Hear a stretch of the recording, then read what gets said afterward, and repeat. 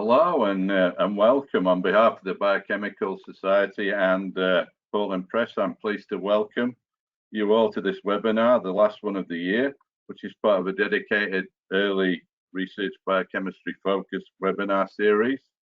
Topics on this series include different research areas in the molecular biosciences, as well as practical sessions to support career development, like today's session. Each webinar will give you the opportunity to ask questions via text and welcome suggestions for future topics and speakers to feature in our webinar series. Please see the website for more details. I'm Andrew Goddard. I'm your chairman for today. It's an exciting webinar, I hope. I consider myself an industrial microbiologist, biochemist, though most of my working life has not been in it's been in the waste industry as a chemist. So it is only in the last 10 years of my career that I've been able to fully realize my ambitions of working in the frontline R&D. My current research interests are in bioaccumulation and recovery of rare earth metals from WEE and black soldier fly cultivation. Today's webinar is titled Non-Pharmaceutical Industry Careers for Molecular Bioscientists. As a molecular bioscientist, there are a large range of careers available to you after your studies and in a variety of fields where you can use these specialist skills and knowledge. Following our previous webinar on the general industry careers, in this session we will explore more specific career options in non-pharmaceutical industry areas for molecular bioscientists. Our panel of invited speakers will comprise representatives working in different non-pharmaceutical industry sectors in varied roles with different career paths and experience, who have entered the sector through various routes. Today we hear from the following panelists: Dr. Rowan Moore, who's the Senior Director, Field Marketing Europe at Waters; Dr. Philipp, Head of Cell Biology Department at Nestlé's Institute of Health Sciences; Dr. Grace Loxley, Proteomics Mass Spectrometry Scientist at Syngenta Limited. Each of them will provide a brief introduction about their current role and their career path, and we'll have an extended Q&A session after their presentations have been completed. So the questions can be asked throughout the presentations, but we will only ask them at the end when all the presentations have been carried out. If you have a question, please type it into the question box as shown in the image on the screen, and we will try and answer as many as we can in the time allowed. If your question is directed at a particular panelist, please add their name to the question. So now I'd like to start with our first panelist, Dr. Rowan E. Moore. Rowan has over 20 years experience working in the field of analytical technologies. She's currently leads the European Field Marketing and Applications Organization of Waters Corporation, where she maintains a keen focus on the delivery of analytical solutions for customer success. She gained her PhD from the University of Liverpool, where she applied proteomic approaches to the identification and detection of tyrosine alkaloidosis biomarkers in equines. Rowan started her scientific career in regulated bioanalysis and later discovered a passion for application science and marketing, working in leading chromatography and mass spectrometry instrument manufacturers. So over to the expert here on a career, Rowan. So over to you. Thank you very much, Andrew, for the kind introduction, and to the Biochemical Society for this opportunity to speak with you all today. And what I hope to share with you is a little bit about my career path and some useful tips and insights to help you to confidently take the next step in your development and career journeys, drawing on your interests and energies. But to begin, let's start with a little bit about the company that I work for, Waters Corporation. Waters is the world's leading specialty measurement company, and we're focused on enhancing human health and well-being through the application of high-value analytical technologies and industry-leading scientific expertise. Now, I hope maybe some of you listening today have been lucky enough, as I was during my academic career and early industrial career, to interact with us at Waters, whether you've used some of our chromatography, mass spectrometry, software or chemistry products in the lab, or maybe you've engaged with one of our over 7,500 employees who hold a variety of roles all over the world. At Waters, we're driven by our innovation and by customer success, and that's why our employees go to work every day.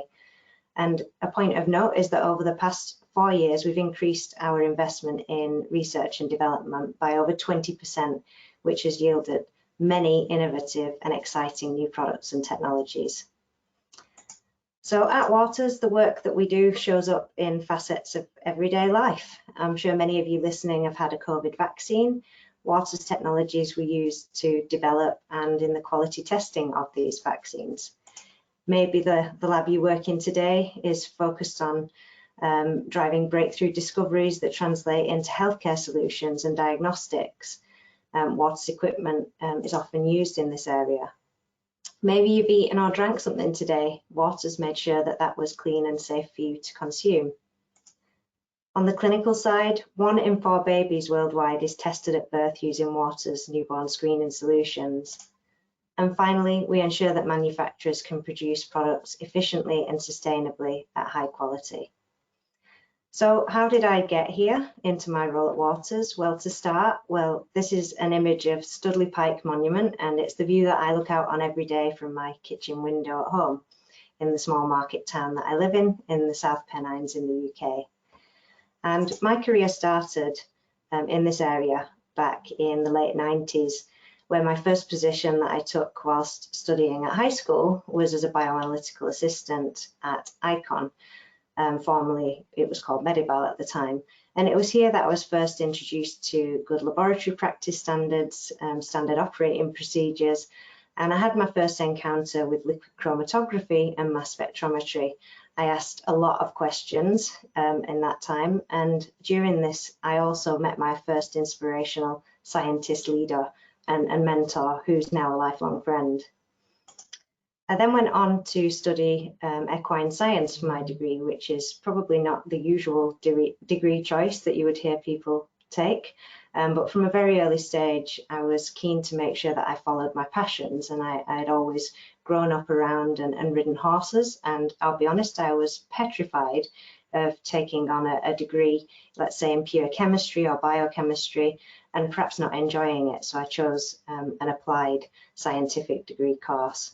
As part of this, I was able to spend time at the Royal Veterinary College, where I also continued to explore the world of liquid chromatography. From here, I developed an interest in a specific area of research and reached out to universities and other laboratories who also shared that passion.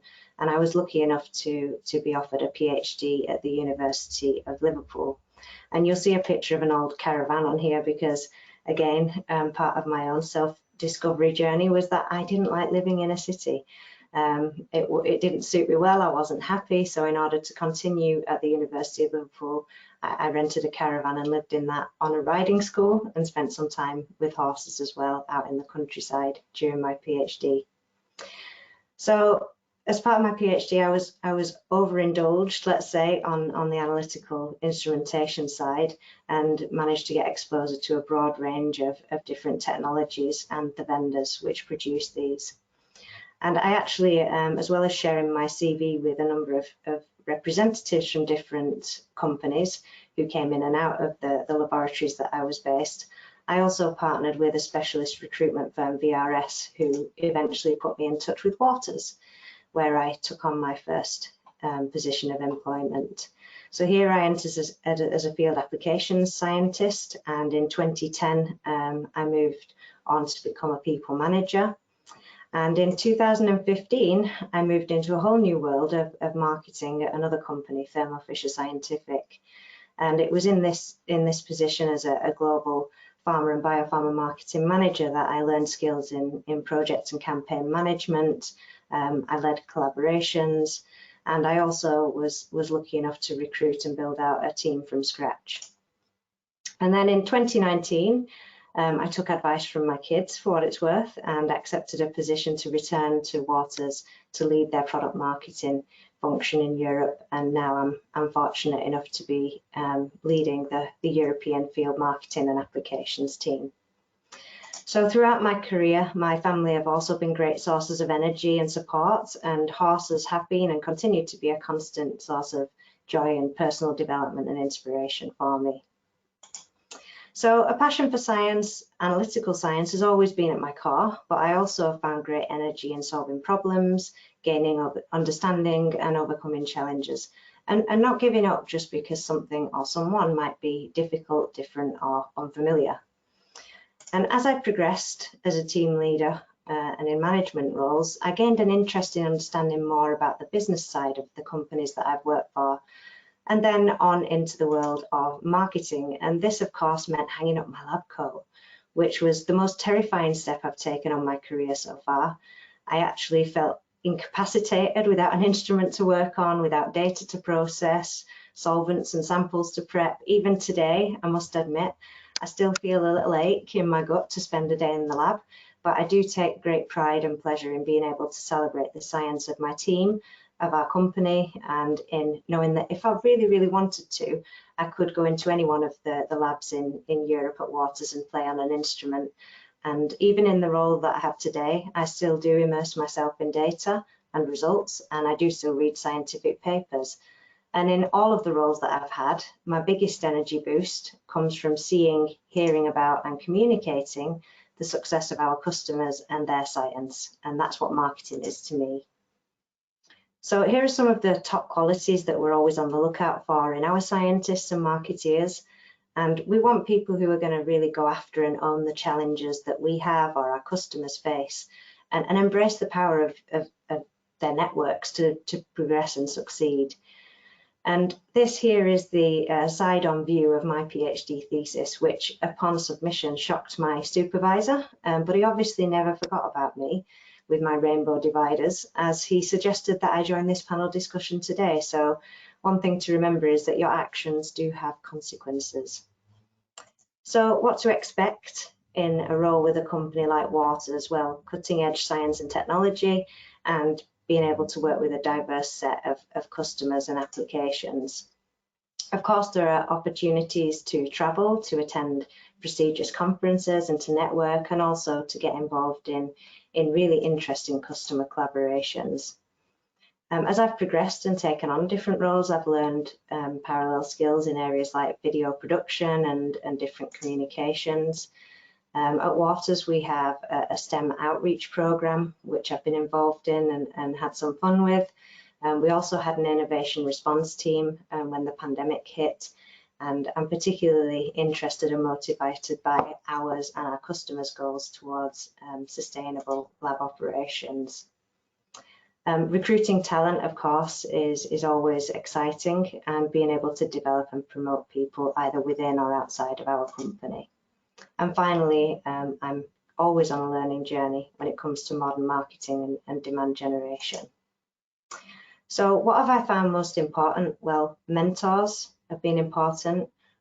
Identifying and working with different key opinion leaders and influencers in the spaces that I've worked. If you're interested in working for a company like Waters, it's really useful to sign up to mailing lists, to follow those companies and influencers on social media and have a presence and start to engage there. In essence, to build your network. And I would say always make sure you ask questions. Don't be afraid to do that, and be proactive. You know, these things don't come to you.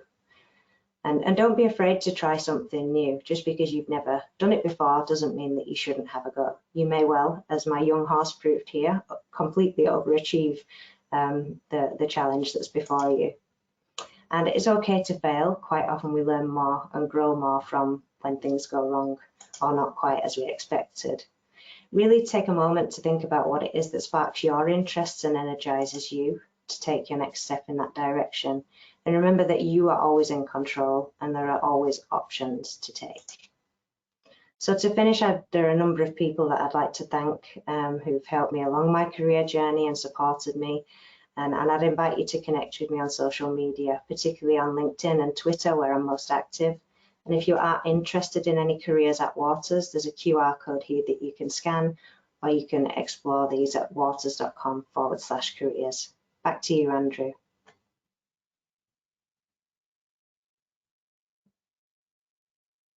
Thanks very much, Rowan. Really interested in that. I thought your family and customers and came really strongly through, and I think that's massively important to any business. So much appreciated. Thank you very much for that. All right, our next panelist is Dr. Philipp. He's the department head of cell biology at Nestlé's Institute of Health Sciences, located in the Swiss Federal Institute of Technology in Lucerne, abbreviated to EPFL. The institute, which is part of Nestlé's extensive R&D network, plays a leading role in breaking new scientific ground in the field of personalized nutrition for the maintenance of health and the maintenance of chronic disease. Philipp's department brings together groups with expertise in natural bioactives, discovery and analytics, cell biology, metabolism and aging research, and preclinical and clinical translation. Commercial applications that are supported by his research include targeted nutrition solutions for healthy aging, customer care such as the Celltrient range of supplements. Over to you, Philipp. Sorry for mispronouncing your product range, but over to you, mate. Don't worry, Andrew. Thank you very much. So thank you very much, Andrew, for the kind introduction. Let me start by sharing a bit my career path. So I studied medicine in Germany, in Heidelberg.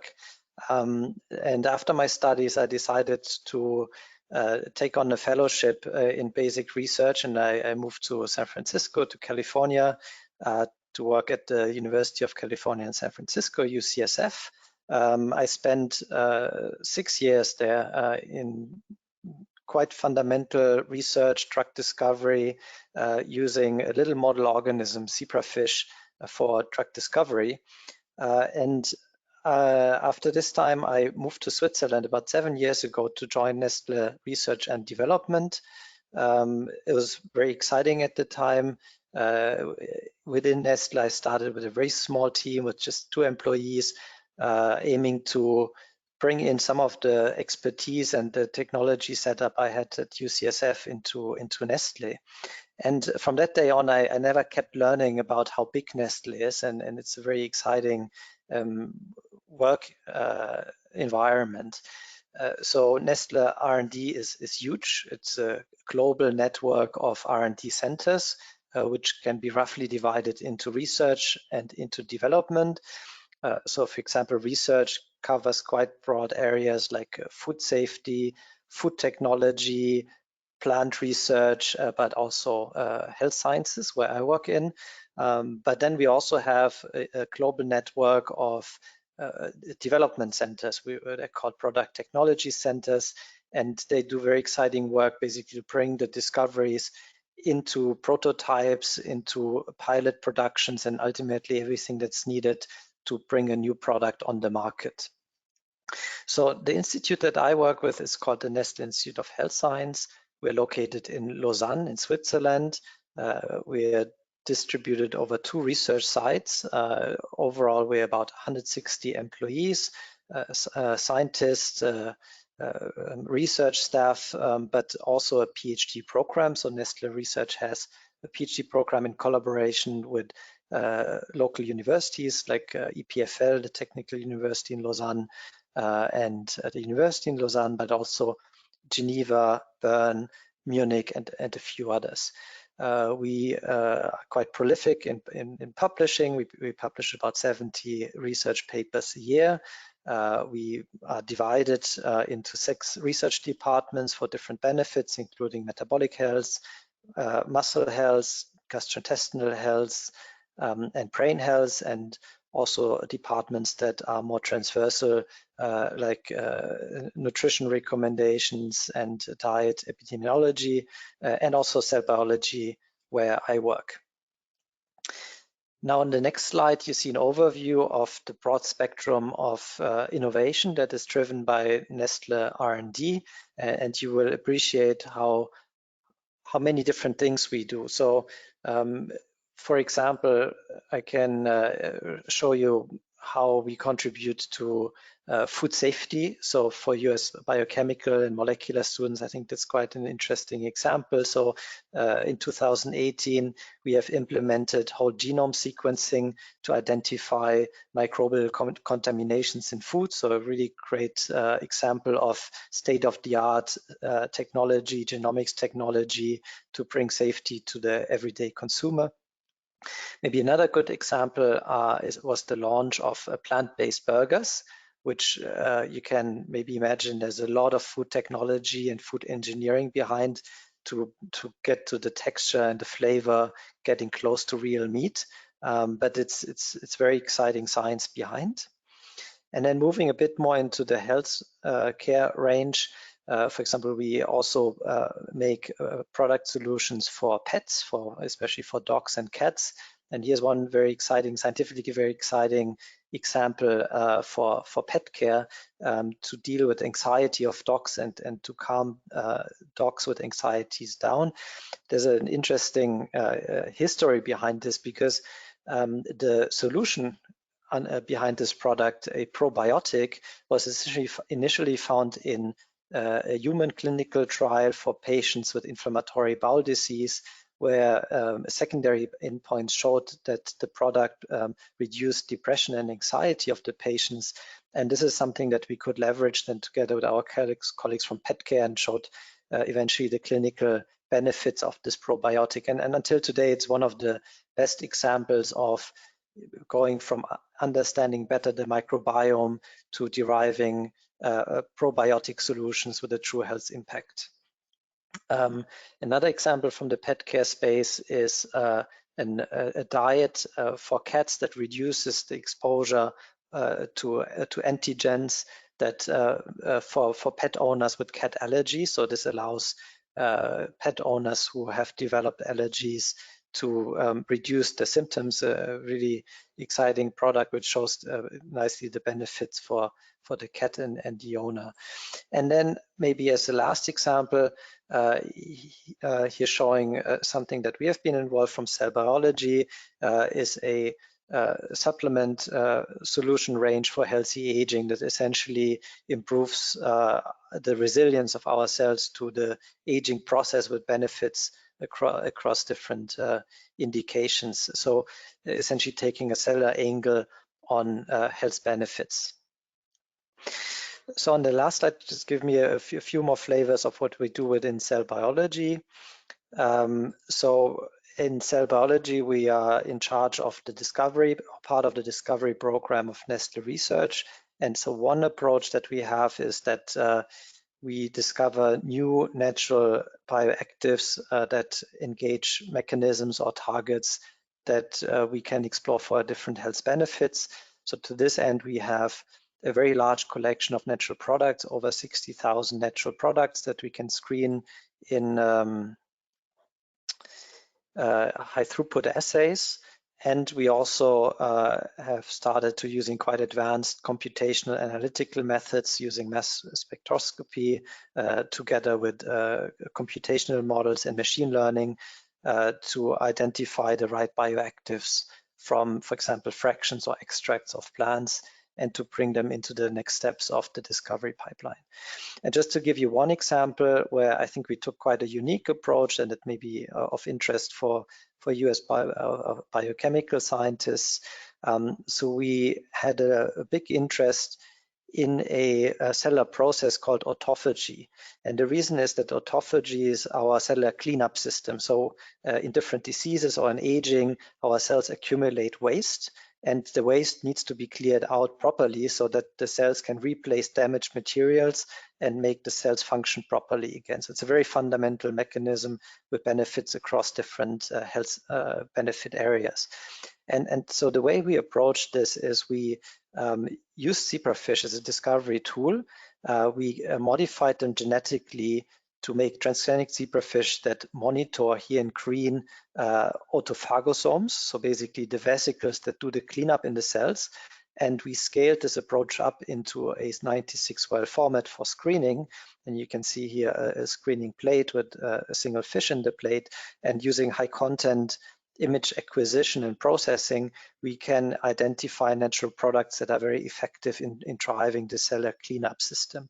And you see this works very well in human cells using one of our hit bioactives that has an effect quite robust, roughly halfway to the effect of fasting, which is the strongest mechanism to activate cellular autophagy.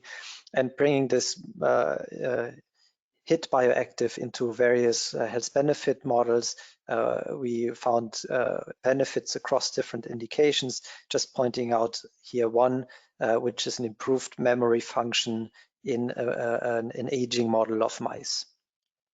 And so from there, we built preclinical packages that we can use to proceed to the clinical stage and to bring differentiated bioactives for different health benefits into our R&D pipeline. So I finish here just to give you an idea how beautiful the site is where I work. So we are right on the shore of the Lake Léman. I'm working in this building on the campus of the universities EPFL and University of Lausanne. And for me, it's one of the things that I appreciate most working here. So we are embedded into an academic environment. We are exposed to a lot of great colleagues from the university, can have very technical, state-of-the-art discussions about how we do research. At the same time, in my role, I also have a lot of interaction with senior stakeholders whom we have to convince about why the research we do is critical, why we need to invest research funding, and how we can derive from our research concepts for product solutions. And in the same time also, I have a lot of colleagues with whom I interact where, let's say, we can really support the way they communicate our research to the external world. This can be marketing colleagues or also colleagues from medical affairs that have to break down our complex science in spot on but simple communication that they can use to explain why the products are beneficial in different indications. Yeah, finally, kind of to cover the full spectrum from early discovery all the way to seeing products coming on the shelf for the benefit of patients and consumers. So thank you very much. I end here and I give it back to Andrew. Thank you. Thanks very much, Philip. That was really interesting. I love the way you jumped from country to country. It's not something I've done, but I think that's absolutely amazing. You started off, and it seems to be that Nestlé was really early when you got involved, and just now the complexity of the products, the detail, the science, it's just absolutely stunning. So thanks very much for bringing that, opening that door to us and making it so interesting, mate. Right, our last speaker is Dr.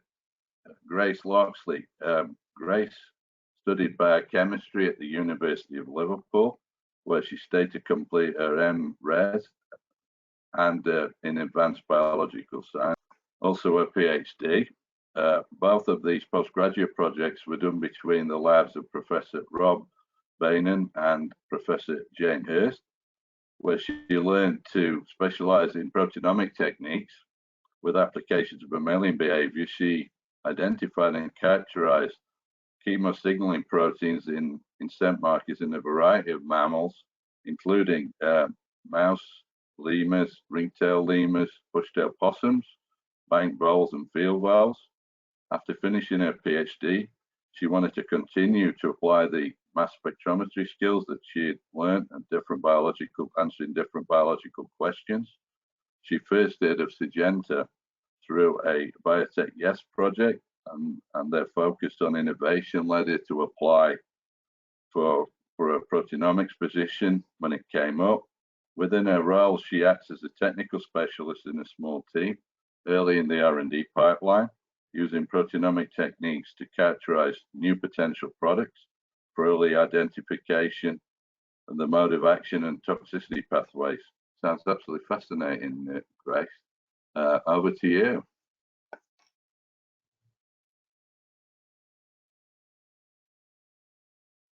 Thanks, Andrew, for the introduction. No problem.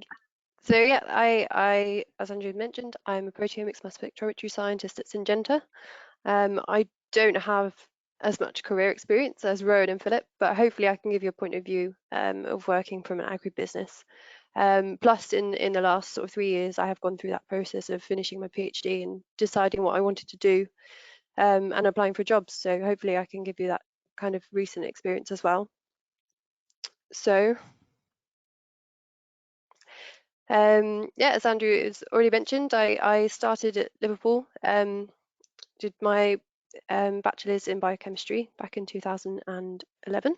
I graduated, and I didn't really know what to do when I finished. I hadn't really enjoyed the first couple of years of biochemistry. I found it interesting, but I hadn't really loved it until I did my research project as an undergrad student, when it hadn't even occurred to me to do sort of further research. I didn't really know what I wanted to do until my supervisor of that project said, why aren't you doing a PhD?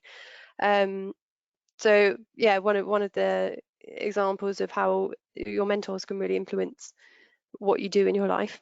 So I then applied to stay on at Liverpool and do a Master's of Research in Advanced Biological Sciences.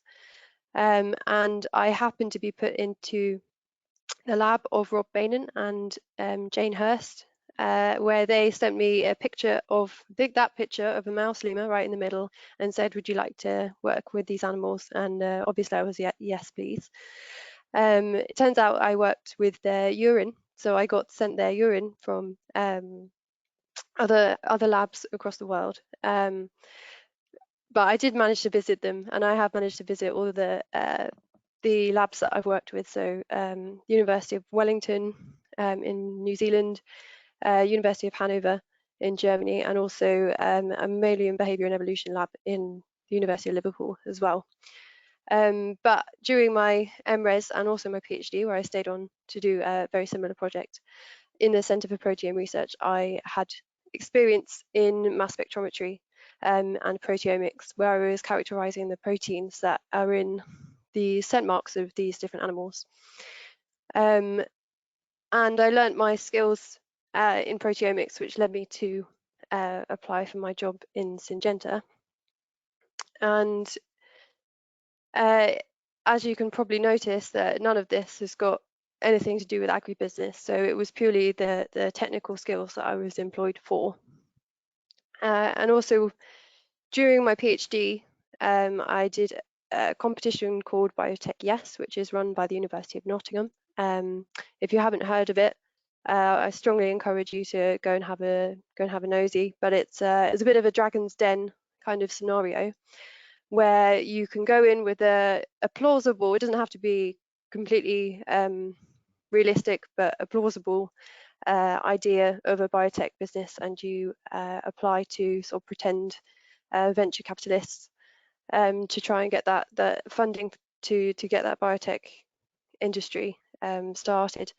And there were 3 sort of streams of Biotech Yes. So I think one's biomedical, one's sort of a generic any kind of biotech, which is what we did, and the other one was agribusiness, which was run by Syngenta. So we luckily got through the regional round, and our team made it to the final in London, where all 3 streams were sort of put together for the final round. And I happened to end up sitting next to somebody who was working for Syngenta as a representative, as they were sponsoring the 3rd stream. And yeah, I heard all about the sort of innovation work that Syngenta was doing, and it was the first time I'd ever heard of the company. And I was talking to the representative about how good it was to work at Syngenta and things. So when I was finishing my PhD a couple of years later, there was a job that came up for a proteomics mass spectrometry scientist, and jumped at the chance to join the company. So now I use my technical expertise in mass spectrometry and proteomics to look at very different samples. So just to give you a very overview of Syngenta, so it's a huge agribusiness. So it's 116 research and development sites. I think it might even be more now. This is 2020 data, and I think it's got a little bit bigger since then. But 89 production supply sites and across 90 countries, so it's a huge worldwide organization with 28,000 employees. And we work in these 8 kind of key areas, so corn, cereals, soy, rice, vegetables and flowers, specialty crops, which includes potatoes, which as a British person becomes very odd to think of them as a specialty crop, and sugarcane, and also a range of other diverse kind of crops. And the kind of things that we work on is looking at sort of weed control or fungal control, insect control, as you might imagine, so pesticides, but also crop protection products that might improve the yield of the crop, and also crop protection products that might improve its resistance to sort of abiotic stress. So with climate change, that's going to become even more important to protect crops against drought and extreme sort of weather events. So it's quite a fast-moving industry that I think is having a lot of pressure on it at the moment. So there's lots of changes going on, which is quite exciting. So this is the individual R&D site that I work in. So I work in R&D of crop protection products. This is at Gellets Hill in Bracknell. So despite there being 90 sites, 90 countries that the company is spread across in very exciting places all over the world, Bracknell is potentially not the most exciting place, but it does have a very exciting research centre. It's been here, I think it's 90 years now. It's one of the oldest R&D sites in the country, and it's been part of Syngenta as it's moved through lots of different countries. So at one point it was combined with AstraZeneca. It's been ICI, and now it's Syngenta. And what everybody at Gellets Hill does is work on understanding more about. It's quite early on in the R&D process, and understanding more about what our products can do, and whether we can market them, and whether they're sort of a unique mode of action that we can patent and things. So it's quite early on in the R&D process. So we've got these huge screening processes that we can do in the glass houses, so you can see sort of further towards the back. And like one of my colleagues is friends with some of the pilots at Heathrow, and says that they actually used the lights from the greenhouses to land the planes, because we're so close to Heathrow. They actually use it; they can see them. They're so obvious from the sky that they can use them to land the planes, which is quite cool. So just going into a little bit more about what I do within the company. So as I said, I work in crop protection R&D. Within that, I then work in a department called Biologicals, which is a sort of rapidly expanding area, using sort of natural products or natural organisms to as crop protection products. It's not huge yet, but I think it's a direction that is massively expanding. But actually, within my protein analysis team, there's only 5 of us, and we actually work with lots of different areas of the company. So working with other bioscientists to work out the mode of action that our potential compounds are using, but also doing sort of toxicology studies to work out sort of potential toxicity of the products, and sort of stopping those pipelines quite early on if they've got potential toxicity to them. So this is a compound development pipeline is very similar to the sort of drug development pipeline you'd see from pharma. So you start off with quite high throughput screening, and then you profile any promising ones, and the reduce that pipeline down to one. So out of 100,000 compounds, you might only get one product that is actually going to launch and be effective against the right things and not affect the right things, as well as not being causing adverse effects in the environment and to humans or any other organisms. So that's a little bit about what I do, and I'm going to leave you with a did you know, which is we know of 7,000 plant species in the world that are edible, but over 50% of our plant-derived calories come from only 3 species, which is corn, wheat and rice. So there's a huge amount of protection going on for these species. I'm going to hand back to Andrew now. Thank you. Great, that's fascinating stuff. I love the way you didn't know what you wanted to do, but then I saw later on how proactive you were in what you wanted to do, and I really think now you've got an absolutely incredible job with, and some of the things we need you to do are absolutely astonishing. And yeah, that was just, yeah, really filled me full of possibilities. Very good, thank you. Right, I'd like to now welcome back our other panelists. So we get Philipp back, please, and Rowan. We've got a number of questions that have come through, and I think we'll start with a pretty soft start, which I think there was a number of questions that people were asking. It specifically asked of Philipp, but I think it's a general question.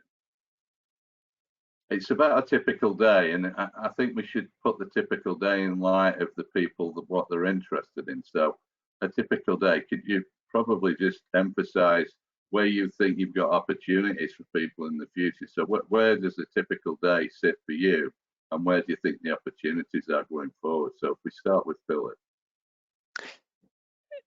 Andrew, I didn't quite hear you. So you asked like my typical day?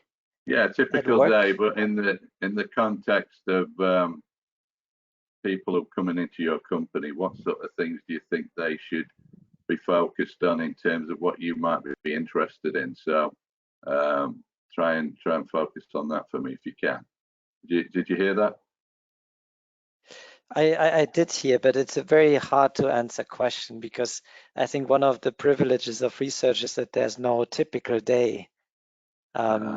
So I think what is quite fascinating is in research in general is that in a way your job is to do things that no one else has done before, and this is the way you have to tackle it, and most of the things you cannot do on your own. You know, like a collective brain is always stronger than a single brain. Yeah.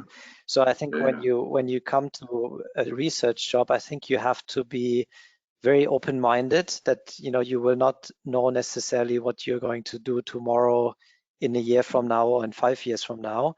And you always have to have a mindset where you kind of balance, what can I do, what I have to do, and when do I have to ask for help and reach out to people and pick their brains and build functional teams. And in a way, I think what was fascinating is, and I think even more in industry, where most companies are set up by a matrix structure. So when you define a project and you want to deliver on a project, you try to restrict the project not to the core team you are in. Let's say from an organizational chart perspective, you have your colleagues sitting on the left and right and your boss.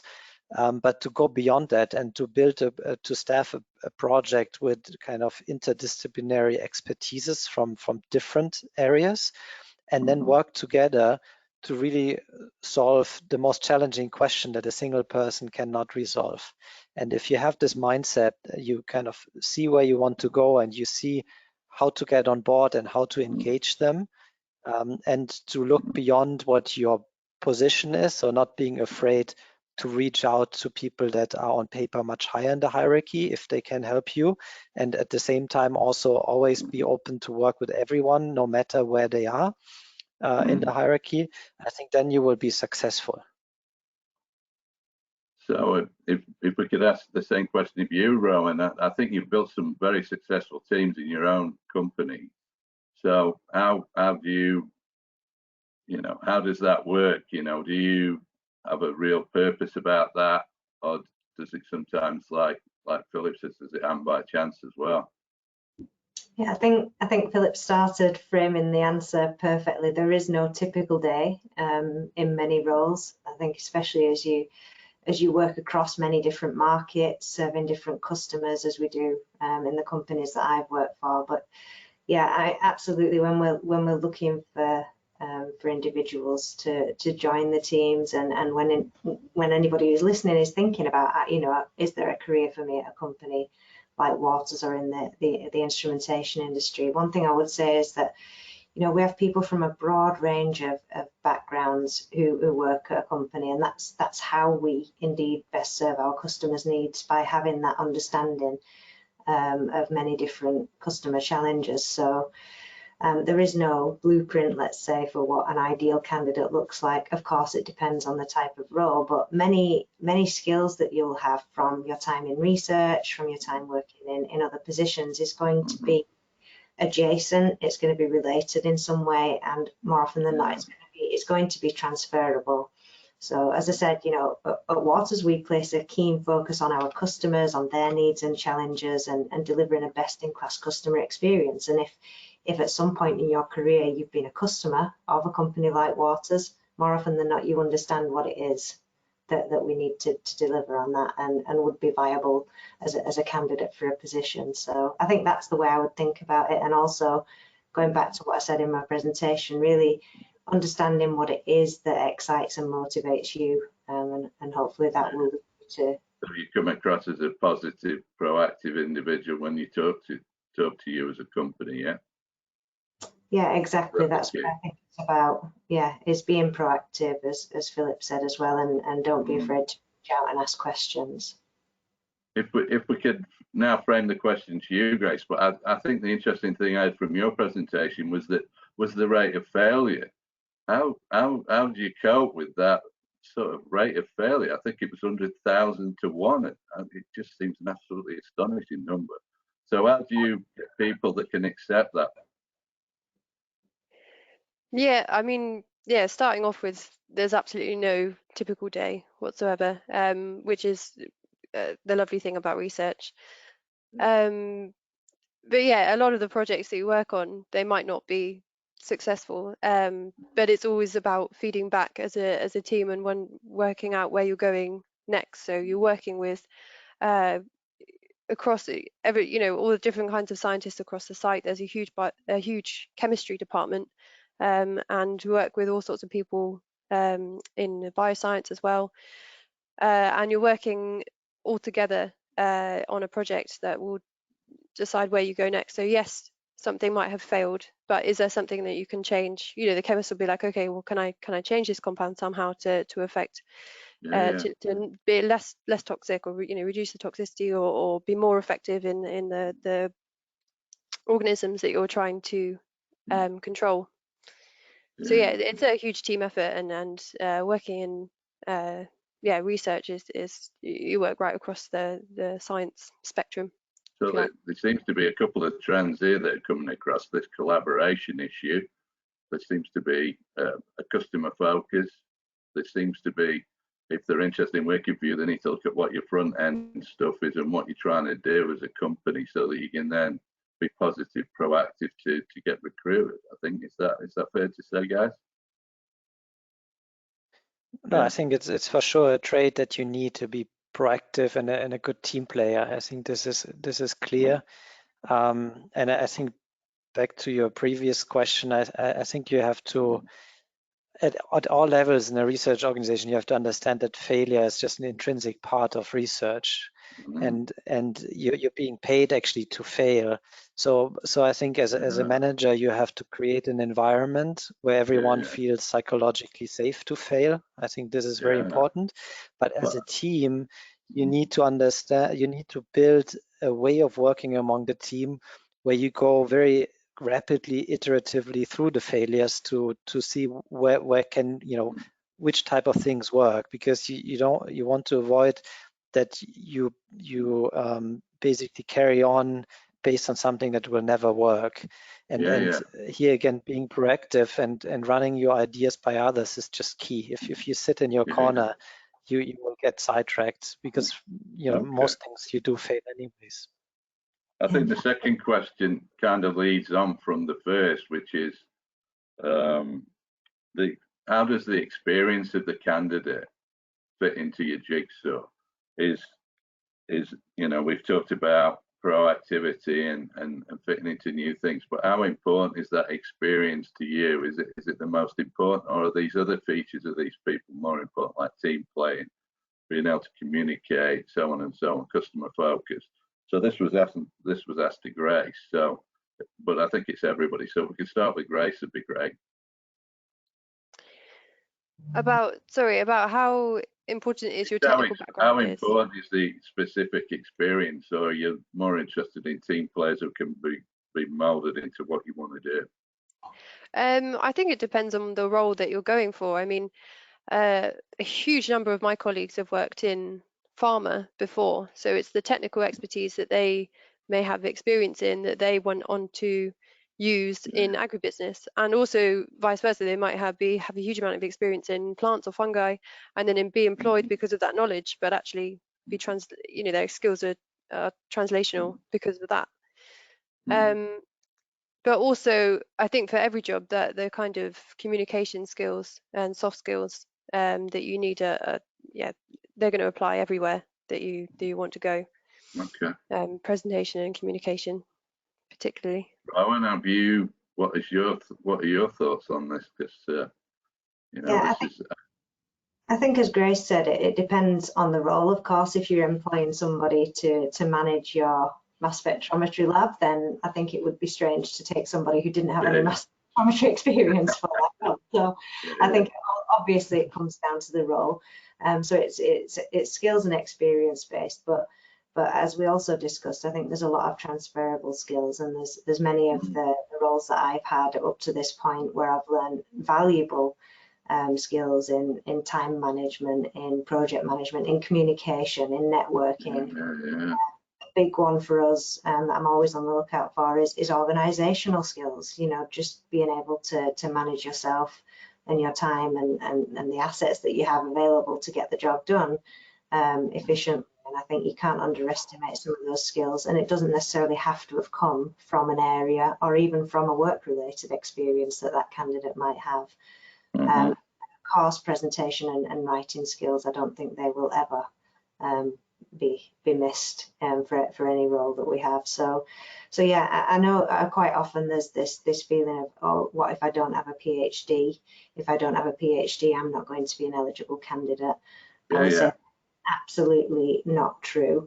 Of course, while there are a number of skills that you learn as part of going through the PhD process that are valuable to many employers, you can gain that experience in other ways from other industrial positions. That shouldn't be underestimated. The big thing, though, I think it's going back to that learning from failure, is that concept of having a growth mindset. That for me is a real top skill, and something that candidates should have. And I'm sure Grace will remember fondly our weekly lab meetings. We came from the same lab for our PhDs, and we were crucified if we ever said we got no result or it didn't work. And as painful as that was, I think what we were being taught at that point back in time was to learn from failure and to value the progress. So yeah, it doesn't matter if it goes wrong 9 times out of 10. Take something from that and apply that. So yeah, that's real good advice, that, Rowan. I love that advice. Yeah. Philipp, have you got anything to add? No, absolutely. I think from a research organization perspective, you have to embrace diversity of personality traits. If everyone functions the same way, you will not be successful. So you have to cover the full spectrum of like deep scientific experts, which sometimes turn out to be a bit introvert, all the way to people that are very willing to learn very quickly, to jump into new areas, and are very good communicators and maybe are more extrovert. And you have to cover the full spectrum. So which means like whatever your own personality trait is, I think you shouldn't be afraid to apply, but you have to be very transparent about your strengths and weaknesses. And if you're more on the technical side and you're more of an introvert, you still have to convince in an interview how you can evolve your expertise and how your expertise can become more impactful. But if you yourself and you make a good case of what you bring into the organization, I don't think you have to pretend to be somebody else than who you are today. There was a very specific question asked by one of the people, was from Nikita Gupta, and she asked a very interesting question, which is, why would you choose industry and why not academia? Why would you not be an academic? If you could answer that, Rowan, because I think it was asked to you originally. So if you could start the answer. So why would you not be an academic? I guess personally for me, I was, on a personal level, I was excited about the instrumentation that I was using the most and how that could be used to solve challenges and to answer questions. And I liked the opportunity to do that. I guess what I felt at the time was that if I'd stayed in more of an academic space, that would have been narrower in focus and going deeper on individual topics. I did also consider a career in the bioanalytical space where I started out, as I mentioned, and also in the pharmaceutical industry, but felt again it wouldn't give me that variety that I knew gave me personally energy in what I do. And I like learning new things. I like sharing knowledge. So for me, it was about having a role which I knew would allow me to go into different areas of science where this specific piece, the instrumentation, was being applied. Now, I guess that's a question that I would urge everyone who's considering that next step in their career to ask of themselves. What is it that interests and excites you about either what you're doing today or what you've done in the past, or maybe what you haven't yet done but you think would interest and excite you. So yeah, do you enjoy going deep on one specific subject area and really unlocking the answers, or is it the variety that brings you energy? So yeah, that's what my answer would be. Okay. Grace, what's your thoughts? Yeah, I'd reiterate that. I think it's the idea of going into academia and focusing a lot of time and energy into one very, very specific research area. I think I decided what wasn't for me. If you have that passion for something, great, like amazing, go for it. But I think you have to be really passionate about a very specific area of science to go into academia. Because I think you've all said how varied your days are, so that would really tie in with what you just said, I think. So. Yeah, and I think it's about what kind of work that you want to do. So when I finished my PhD, so my PhD supervisor has contacts at Waters, which is probably how Rowan ended up in Waters. So I ended up with an opportunity to go to Waters and an opportunity to go to Syngenta, and I realized that although I really enjoy mass spectrometry, I prefer the application side of things. So I prefer using it to work out sort of a variety of biological questions rather than perhaps getting so involved with the sort of technical details to sell it to customers. Yeah. Just to clarify, I was just going to clarify there, it was actually a recruitment agency that I went through, Grace. It was actually, yes, I had lots of contact with people from Waters, but also many other instrument vendors as well. But yeah, I mean, that's something else that anyone listening should consider, that there are some very good partners that you can leverage as well if you don't have that network and connections that have already been set up. They can be very effective at helping you. So Philip, what do you think to being in academia rather than doing the job you're doing now, or why would you not have considered it at the earlier stage? I'll go back to it now. I don't know. No, I think I can just repeat what Grace and Rowan said. I think the difference is a bit in how deep you can go into a specific topic versus like how quickly you have to evolve an industry. So I mean, to put it simply, like if you come out of a postdoc and you write a grant to start your own lab, and in your grant you branch out a little bit beyond the topic of where you were working during your postdoc, probably the reviewers will say, this is beyond your expertise, this is over ambitious, go deeper in where you are. Whereas in the industry, you always have to justify yourself why you still do the type of research you did 2 years ago, you know. So it's just a different approach. But I must say there's a lot of overlap. I mean, we work with academic labs that have quite a translational thinking. And then, of course, there are also positions in industry that are quite fundamental, you know, especially in pharmaceutical industry. So it really depends on the role. And at the end of the day, it's a personal decision what suits you best. And, you know, just go talk to your friends, your acquaintances, your mentors, and try to find out what type of job suits better your own personality and ambition. I think that sort of leads to this. There's two sort of related questions, I guess. There's one from Garella Ogren and one from Andrew Lintz. But both of them are talking about building these networks and mentoring. I think we've mentioned these topics before. So mentoring's been mentioned, networks. So Rowan, how do you go about creating these? Because you very specifically mentioned the mentor and mentoring from people. So how do you start that? How do you initiate that engagement? Yeah, so it's a good question, and certainly in my experience, yes, there are mentoring schemes depending on the company that you might work for that get put in place.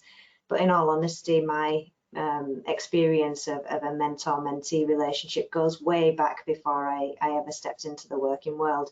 I think you have to be proactive about it, and you build that network, you nurture those relationships, and that's how a great mentoring partnership comes about. But ultimately, a mentor is someone who can help and support you managing your own learning, maximizing your potential and developing skills. So they, you know, and help you to become the person that you want to be ultimately. And yeah, I had an early mentor who supported me in the lab by pointing me to other connections to ask questions. When I first started using LC and MS, they pointed me at the right connections to ask some of the questions I had about how the fundamentals of those technologies worked.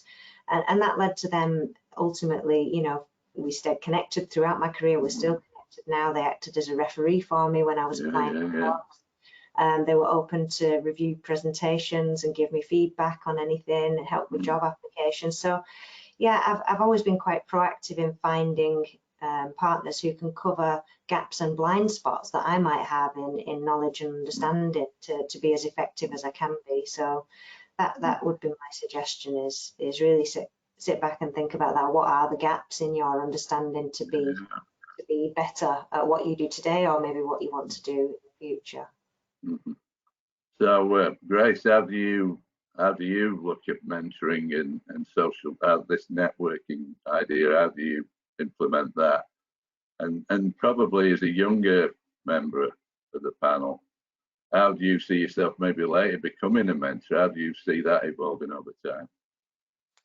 I think the most important thing is to take the opportunities that come across. You know, not just in mentoring, but you know, particularly if you come across somebody who has an area, as Rowan said, that you're maybe not so strong in, or that you don't have somebody you can ask something about in a particular area, then yeah, I think just yeah, taking that opportunity to ask a question, even if you're never going to come across them again. So for example, when I was at Biotech, yes, finalist, I knew that I was never going to sort of come across this Syngenta representative again, but I took the opportunity to ask him, pester him about questions, which hopefully he didn't mind. But yeah, and it resulted in me knowing a lot more about the company and knowing that that's probably a really good company to work for. So yeah, it's just taking opportunities where they come about. And Philipp, I guess, you know, you have got a big team. How do you encourage that? Because you spoke about how all these bits of the company talk to each other and collaborate, very important. How do you encourage that as a manager? How do you get that to happen? Yeah, no, I think it's a very good question. So I think on one hand, of course, you have to make sure everyone feels empowered to pursue their projects and their activities without micromanaging, without always being, you know, looking over the shoulder and you know, pointing fingers when things don't go well. So you have to you know, really promote empowerment.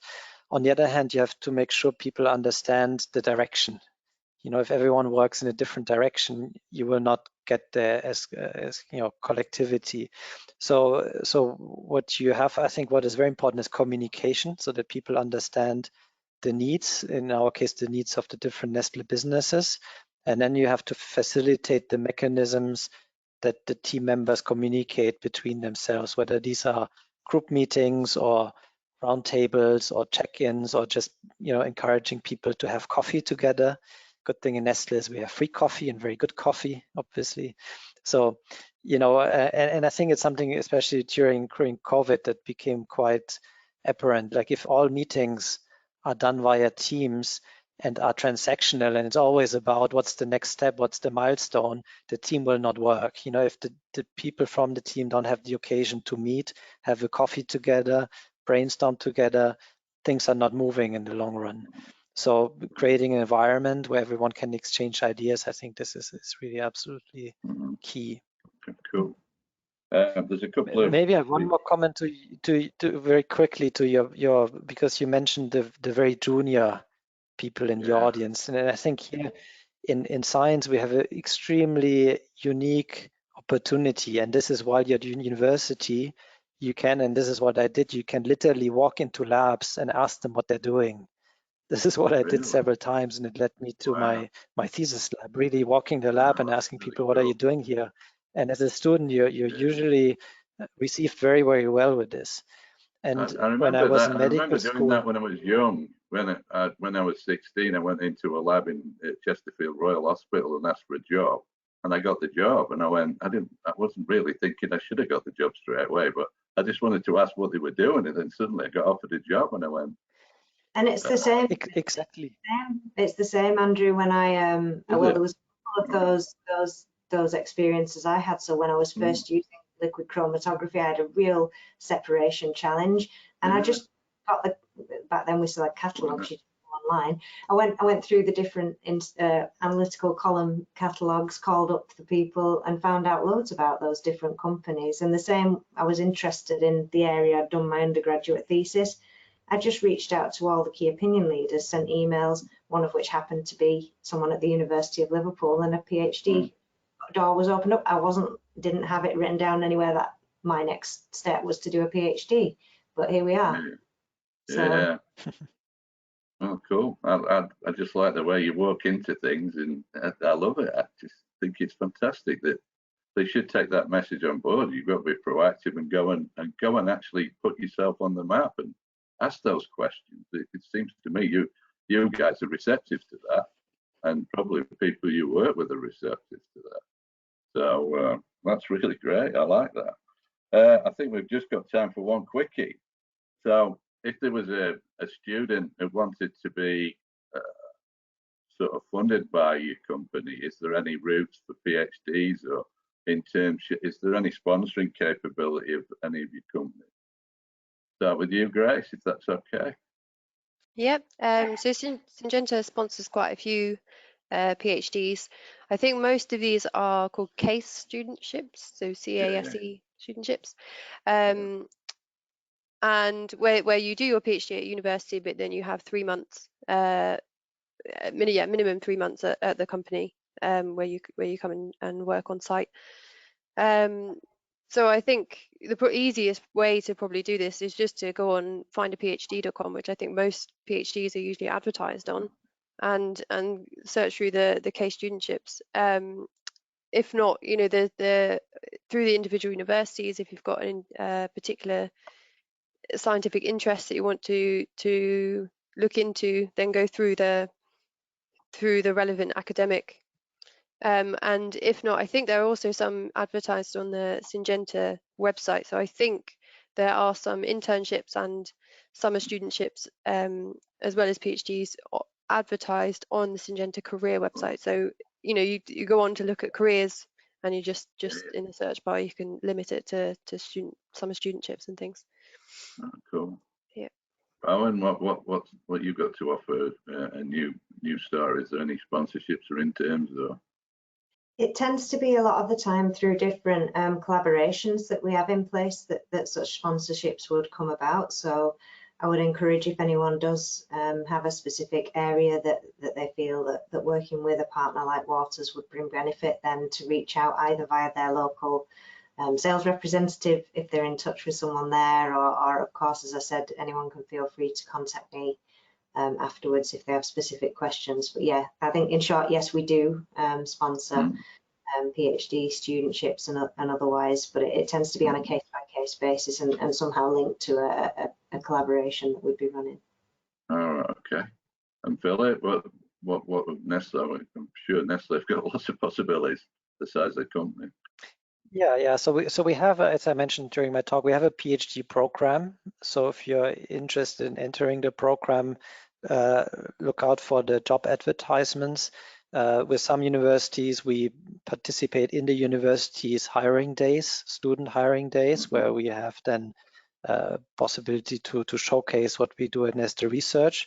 And it's a nice opportunity because you can talk to professors from the university and to the Nestlé scientists, and you can then apply to the jobs, but they're very competitive. You know, this the EPFL University is one of the top universities in the world.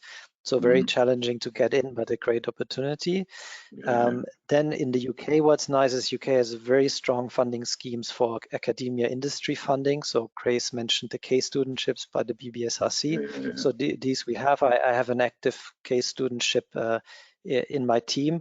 And so as Rowan said, if you are in a lab that works on topics that may be of interest for Nestlé or other companies, don't hesitate to bring up the possibility to apply for a case studentship.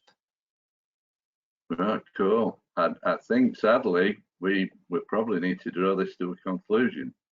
I think it's been fascinating stuff. I mean, I've been impressed with you guys in terms of your ability to understand what people want to do.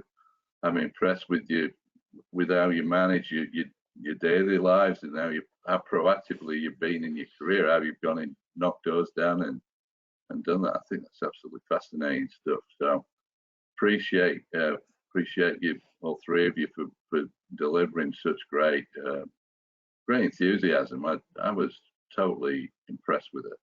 So very good indeed. So I'd like, we'll round up by thanking you guys. Thanks everybody who spent the time to come online and listen to this. You can continue these conversations if you wish on the social media that's on the screen, Twitter and also through the website. So there's loads of information about careers, including career profiles, people's job advice, and again, all on the website, www.biochemistry.org/education/careers. You can also find some day in the life of career profiles on the Biochemist webpage. We welcome suggestions for future topics and speakers to feature on this Biochemistry Focus webinar series. If you have an idea for a webinar in 2022, we invite you to submit a proposal for an up-and-coming webinar. If you missed any of the 40 webinars that have been run today in this series or would like to watch them again, please visit our website or YouTube channel. Details again will be shown on this screen below, so if you want to have a look at that, that'd be great. The recording from today's webinar will also be available for you to watch in the next couple of weeks. You can find more information, webinars, proposals for seminars, proposals for anything, to go again to www.biochemistry.org/webinars. Finally, I'd like to highlight that these were challenging times. It's been more important than ever to stay connected and engaged with other fellow molecular bioscientists. It's an extraordinary time for us. And it's also an exciting time to join this biochemical society community and researchers and specialists to stay connected and take advantage of what is really the science of the 21st century. This is really exciting times to be involved. So please get involved, start becoming members, come on courses, go to meetings, do everything to encourage and be part of this growing network of really interesting and exciting stuff. So from my perspective, I've really enjoyed it today, to be honest. I didn't think I was gonna, but I think it's been really uplifting. I wish I was a young one again. I wish I could go back and do all this again. I'd be really, really engaged in all this. I'd really love to be back involved in this again, in this type of level of detail that you guys are involved in. So absolutely tremendous.